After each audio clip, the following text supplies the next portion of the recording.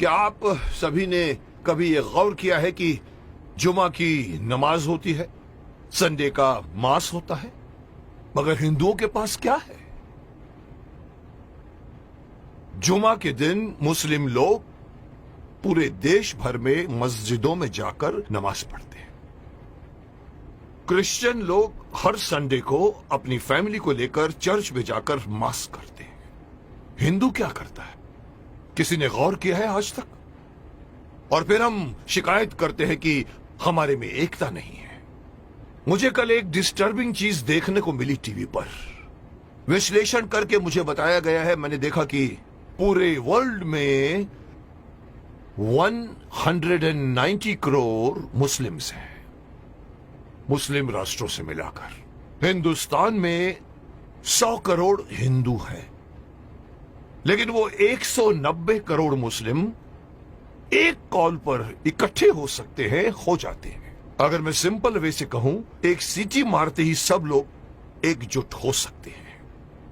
Christian लोग मिलकर एक दूसरे से फोर्स बन सकते हैं, लेकिन हिंदुओं का क्या भाई? कोई हिंदुओं के पास में कोई एक ऐसी मैकेनिज्म है जिसके द्वारा पूरे 100 करोड़ हिंदू जाने एक दूसरे को? अरे साहब, नेक्स्ट फ्लैट में कौन रहता है हमें यह भी नहीं पता होता। मुंबई सिटी या हर सिटी की ये बात है। मैं ये कहना चाहता हूं कि हिंदुओं को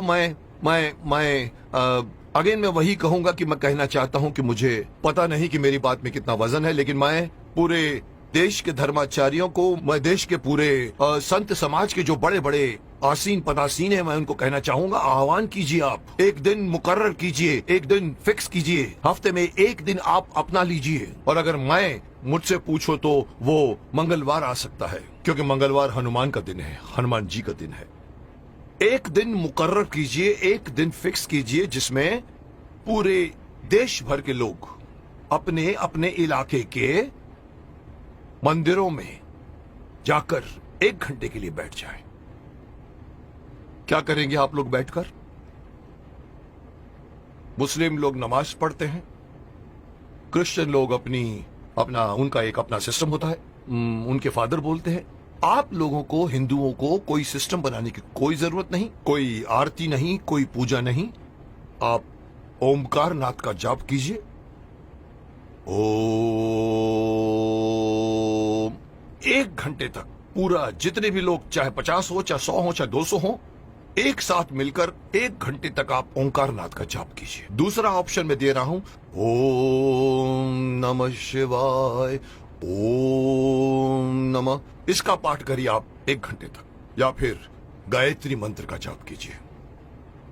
अब आप देखिए मैं क्यों इस बात को उठाना चाहता हूं, क्योंकि हमारे हिंदुओं में ये एक बहुत बड़ी मान्यता है कि अपने आप को बहुत सहिष्णु मानते हैं और कहते हैं हिंदू हमारा धर्म, हमारा हिंदू समाज अपने धर्म के प्रति जागरूक नहीं है, अपने धर्म के प्रति पूरी तरह से कमिटेड नहीं है। धर्म कहते हैं हमारा हिंदू धर्म नहीं है, हमारा धर्म जो है वे ऑफ लाइफ है। मैं हमेशा से मना करता हूं, धर्म था, है और रहेगा। और जब तक आप इसको अपना धर्म नहीं मानोगे, तब तक आपके अंदर कभी भी एकता नहीं आएगी, कभी भी आपके अंदर मोटिवेशन नहीं आएगा, कभी भी आपके अंदर फोर्स नहीं आएगा।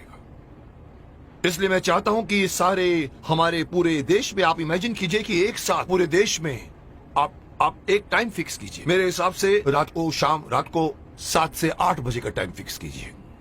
सब लोग अपना अपना काम छोड़कर अपने नजदीक के मंदिर में जाएं, 1 घंटा बैठें और 1 घंटा बैठ के अपनी सभा होगी, जिसका नाम मैं सजेस्ट करना चाहता हूं। हो सकता है नाम इसका मंगल धार्मिक सभा हो सकती है, या मंगल धार्मिक मिलन हो सकता है, या मंगल धार्मिक मिलाप हो सकता है। आप लोग वहां जाइए। हर हिंदू, मैं अगेन बात करना चाहूंगा, इसमें बौद्ध भी आ जाते हैं, सिख भी आ जाते हैं, जैन भी आ जाते हैं, उनको भी आना पड़ेगा, उनको भी साथ में आना पड़ेगा, क्योंकि 100 करोड़ में उनकी गिनती होती है।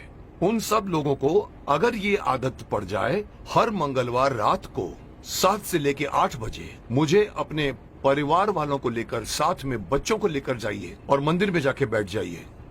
एक मेडिटेशन की तरह से आप लोग बैठकर वहां पर एक सभा कीजिए। उसका नाम मैं देना चाहता हूं मंगल धार्मिक सभा। या मंगल, मांगलिक, मिलाप या कुछ भी नाम रखा जा सकता है। जैसे मुस्लिम कैसे नमाज कहते हैं, क्रिश्चियन उसे मास कहते हैं, आप उसे मंगल मिलाप कह सकते हैं। वहां आइए, आप देखेंगे आपका पूरा देश, आपके पूरे देश के 100 करोड़ हिंदू कितनी जल्दी एक दूसरे के साथ एकजुट हो जाएंगे, जिसका इस वक्त, इस कॉन्टेम्पररी आजकल आप देख रहे हैं जिस तरह के माहौल बन रहे हैं, उसमें हमारे हिंदुओं पर लोग एक तरह से हंसते भी हैं। उनको पता है कि ये लोग कोई मिलने वाले नहीं हैं। लेकिन अगर ये होना शुरू हो जाएगा तो आप सही अपने इर्द गिर्द के लोगों को सिर्फ जानोगे नहीं, पहचानना शुरू कर दोगे।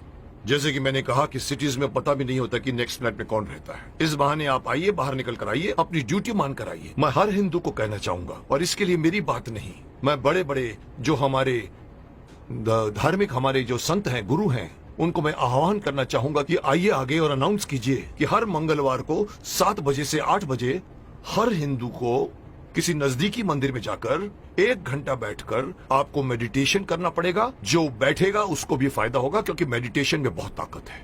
और दूसरा फायदा यही है कि आप लोग मिलोगे, एकता करोगे। और इस वक्त हिंदू समाज का एकता में आना बहुत ही अत्यंत आवश्यक है।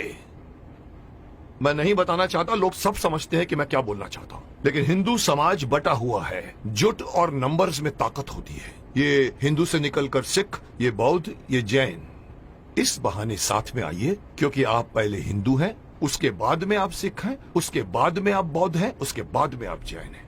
मेरी एक छोटी सी गुजारिश है कि मैं अपनी तरफ से सलाह देना चाहता हूं कि देश भर में कुछ ऐसा कानून बनाया जाए, ये कानून के दायरे में हो या पता नहीं धार्मिक दायरे में हो, लेकिन ये किया जाए।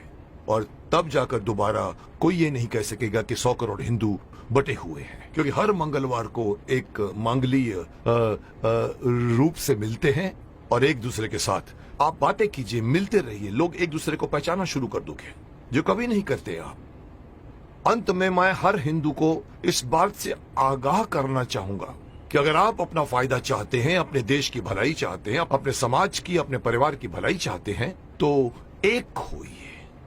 और इससे आगे बढ़कर एक और बात कहना चाहूंगा कि धर्म को धर्म मानिए, यह मत कहिए कि वे ऑफ लाइफ है। और तीसरी बात, अपने बच्चों को अपने धर्म में इन्वॉल्व कीजिए। मैं अक्सर देखता हूं कि माँ बाप मंदिर में जा रहे होते हैं और छोटे बच्चे मम्मी से कहते हैं कि मम्मी मम्मी मम्मी मेरी सहेली मुझे खेलने के लिए बुला रही है, और माँ कहती जा। मत कीजिए। आप उस बच्चे का हाथ पकड़िए और बोलो चलो इस वक्त मंदिर जाना है। ये हर मुस्लिम करता है, ये हर क्रिश्चियन करता है, हिंदू क्यों नहीं करता? इसी का खामियाजा भुगत रहे हैं आप। बच्चों को बचपन से गीता पढ़ाइए, बच्चों को मंदिर लेकर जाइए। 1 घंटा या जब भी आप मंदिर में जाते हैं, विजिट करते हैं, बच्चों को साथ में लेकर जाइए, ताकि धीरे धीरे वो अपने देवी देवताओं को पहचानना शुरू करेंगे और एक हो जाएंगे। अब कोई मुझसे पूछेगा सर आपकी ये बात क्यों माने हम लोग, आप होते कौन है हमें ये बात कहने वाले? तो मैं सिर्फ शक्तिमान का एक डायलॉग आपको बताना चाहूंगा, जिसमें पूछा था कि आप कौन है, तो वो कहता है कि ना तो मैं कोई अवतार हूं, ना ही कोई फरिश्ता, बुराई का दुश्मन हूं, सच से है मेरा रिश्ता। दुश्मन मेरे बुरे लोग नहीं, बुराई है। अगर बात मेरी मानोगे तो इसमें तुम्हारी भलाई है। तो आपकी भलाई के लिए कह रहा हूं, मान जाइए।